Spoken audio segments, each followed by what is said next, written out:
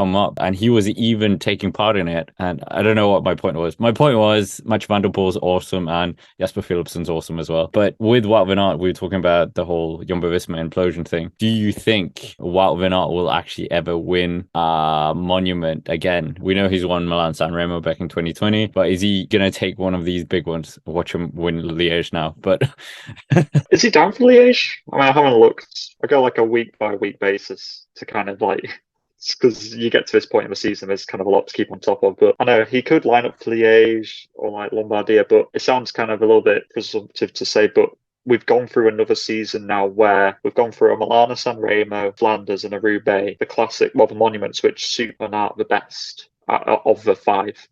And we've gone through another set of these once again, and Wout van Aert hasn't won either one of them. And although he's incredibly consistent in all of them, it's just it feels like another opportunity, another set of opportunities missed from him. And it's like you can say, oh, it's always next year and oh, it's always the year after, but it does always feel like, what if that doesn't happen? What if he just kind of continues to not win it? And it's hard to put your finger as to why it's not happening because he had the team strength this year, so it's just really odd to try and pin down why it's not happening. I think that he probably will win a monument. I'd be really surprised if he didn't win one again, but I just can't quite put my finger on as to why it's not happening right now.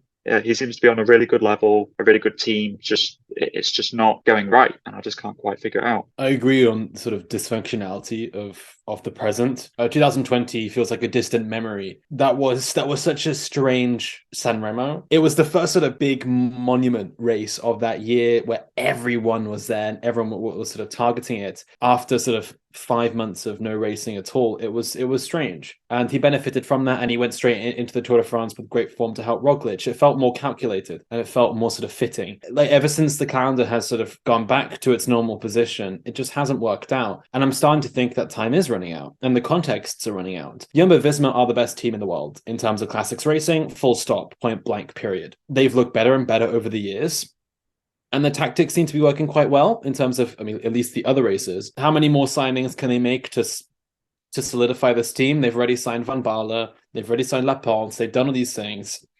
Remember that in 2 years' time, they won't be called Jumbo-Visma. Jumbo are pulling out of the project. We don't know what's next for them financially. Who knows? We also don't know what's going to happen in terms of supporting Vingegaard. Is it going to be a better investment to funnel stuff into the GC team or keep things for the classic squad? Wout van Aert is a good 2-3 years older than Jonas Vingegaard. So it makes sort of more sense. It's a safer investment to go for Vingegaard rather than Wout. However, sort of if the next sponsor who comes in is from a Belgian or Dutch speaking place, probably that they will have intentions to bolster Wout's team. And Wout has had a good sort of set of scenarios over the past couple of years where he's been up there where other riders haven't been. He's had sort of San Remos where Pogacar and Van der Poel haven't quite looked so good in their form, and he hasn't capitalized on them. Liège last year couldn't follow Remco Evenepoel, only came third. Say only, but like there's been plenty of sort of scenarios where you think, well, Wout could have gone that extra mark. I think in terms of explaining why, I think he just glitches in these high-level races. It's the pressure, it's the team dynamic of it, where the team are so rigid that whenever it goes to these top-level monuments, they just seem to fall apart. This isn't just a Wout van Aert problem. Jumbo-Visma have only won 2 monuments over the past couple of years, and they have been so dominant in every sense of the word elsewhere, in sprints, in the other Cobble Classics and the Grand Tours. They've looked fantastic, but they've only got the Roglic Liège-Bastogne-Liège victory in 2020 and Wout van Aert's 2020 San Remo victory to their names. It's starting to look like this is a bigger Jumbo-Visma problem, and it could be down to their rigidity in tactics. And also just the fact that they crumble under the fluidity of a monument setting. I mean, it is a bit harsh on us for this Paris-Roubaix because it was a puncture. And I mean, even if it all went back together again, he wasn't going to win that anyway because he lost the sprint for second place. So it would have been Jasper Philipsen winning. Exactly. But imagine if Christophe Laporte was there or Nathan van Hooydonk was there. If Nathan van Hooydonk was right at the front of that group on the Arenberg, following the wheel of Mads Payson and Pippo Ganna. He bridged up to that front group and he was strong enough to hang on into that group of 7 right towards the end. Wout has his problem. Nathan van Hooijdonk is right there to help him. Van Hooijdonk paces back. It could have been closer in the end. He might not have been able to win, but it could have been a lot closer if we had that scenario. But Jumbo did not place riders far up enough in that group to bridge up because they thought they were safe with Wout and Laporte, because that has worked on so many occasions at the Tour de France, at the Paris-Nice, wherever.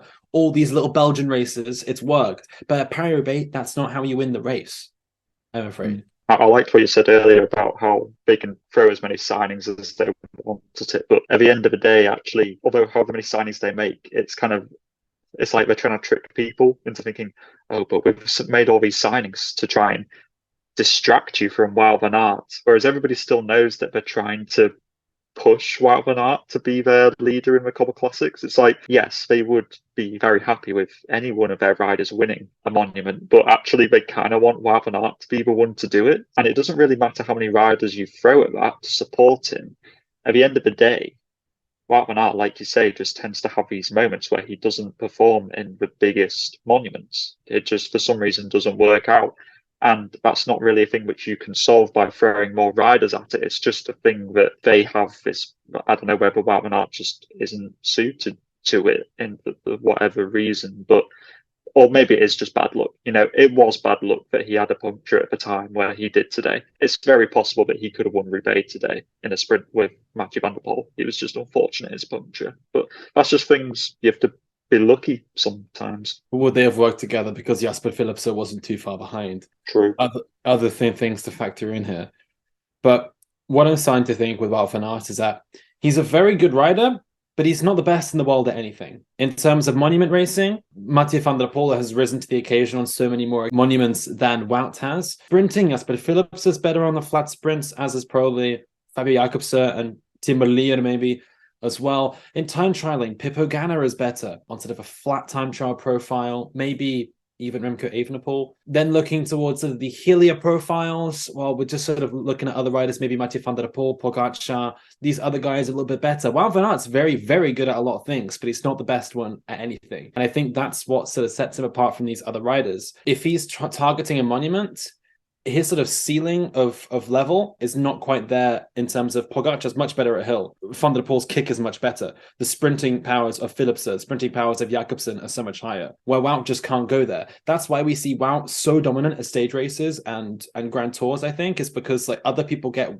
sort of, they wear down a little bit, and that's where Wout really shines. Even if you look at the past couple Tours de France, Wout kind of comes into his element later on into the race. The 2021 was different. That was a strange calendar. Even the 2022 one, he was there at the beginning, but he didn't win the time trial, didn't win any of the sprints in Denmark. I think it just goes to show he's good at a lot of things, but he's not the best at anything. A bit like Sagan, in terms of the fact that Sagan was really good at a lot of things. He only won 2 monuments in his career, and he was undoubtedly one of the biggest characters, one of the most commanding classics figures and monument riders of his generation.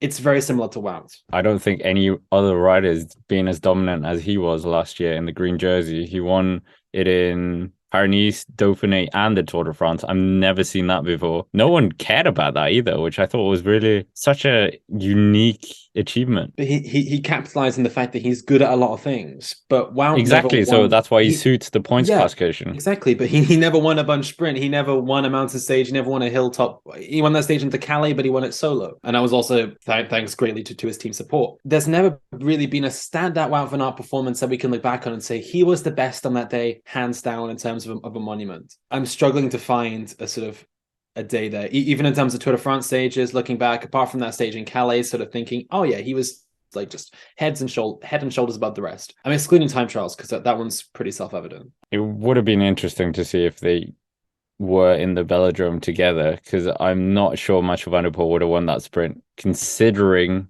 all the effort he put in to keep away the Jumbo-Visma care package. I have a feeling it would have been closer than you think, because what we've seen Wout van Aert do particularly well at is sprints from a slower starting point, because he has a better acceleration than Wout.